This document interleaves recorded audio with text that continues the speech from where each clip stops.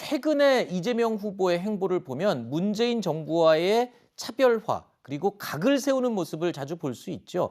민주당은 오늘 이재명 후보가 최근에 꺼내들었던 다주택자 양도세 중과 한시 유예 방안의 논의를 시작했는데 그런데 당 지도부와 선대위의 이견이 고스란히 노출된 상태입니다. 양도세 문제뿐만이 아니죠. 얼마 전에 이재명 후보의 사법고시 부활 발언을 두고도 민주당 내부에서 갈등이 있었던 것으로 전해지고 있습니다. 또 전두환 공과 발언을 두고도 당 내부에서 비판의 목소리가 나왔습니다.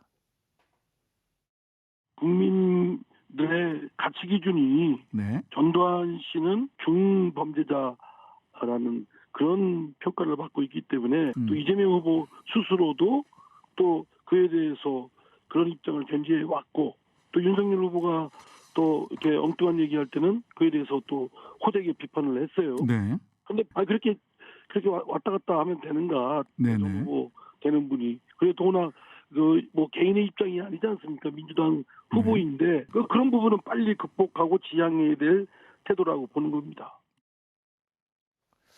자, 어떻습니까? 일단 이재명 후보는 민주당의 대선 후보인데 당과 또는 현 정부와 각을 세우고 차별화를 지나치게 하다 보니까 이 당과 협의가 좀 덜 된 상태로 너무 치고 나가는 게 아니냐 이런 지금 지적이 나오고 있다고 하거든요. 그러니까 이제 그간에 이제 이재명 지사가 국민들한테 호소력이 있었고 지지를 얻은 거는 어떤 이제 거침없는 발언이라는 형태로 나온 것도 있지만 어떻게 보면 새로운 사고였거든요. 네. 기존에 우리가 쭉 해왔던 것들을 꼭 계속해야 되느냐 한번 다시 생각해보자.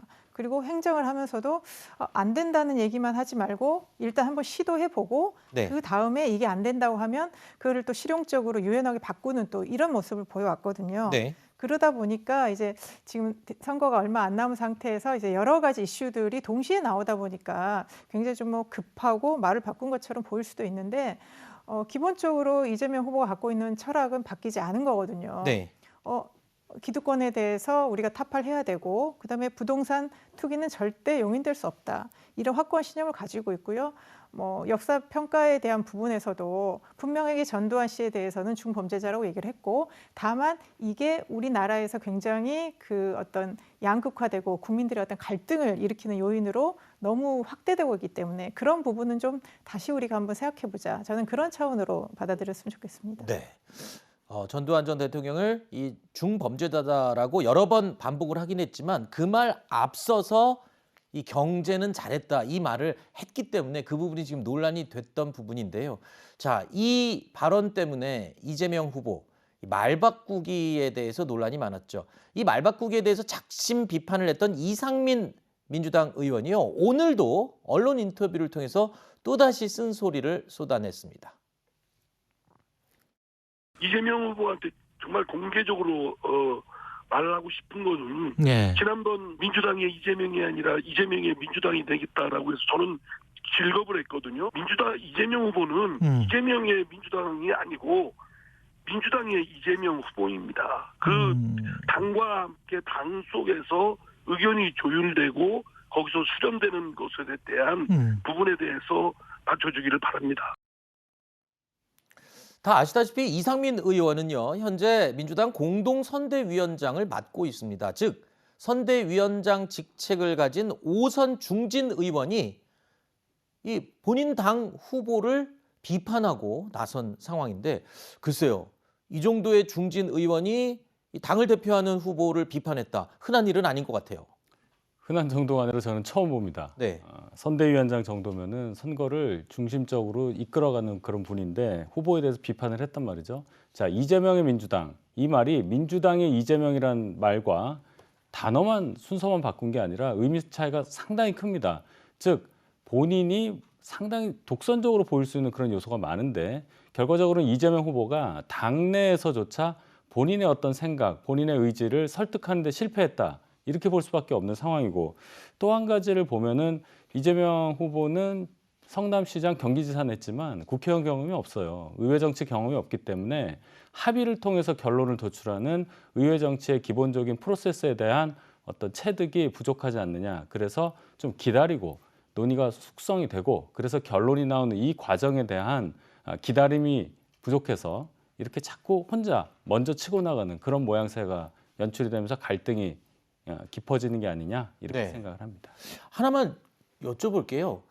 그 기본소득은 이재명 후보가 가장 첫 번째로 내세웠던 공약인데 그것마저도 최근에 국민이 바라지 않으면 안 하겠습니다라고 한 발 물러섰거든요. 그거 말고도 한다 그랬다가 또 그 양보하고 또는 물러서고 했던 것들이 굉장히 많았어요. 근데 요번에 다주택자 이 중과세 유예도 지금 하겠다는 겁니까? 말겠다는 건지 그 말을 했던 날과 다음 날이랑 또 말이 다르거든요.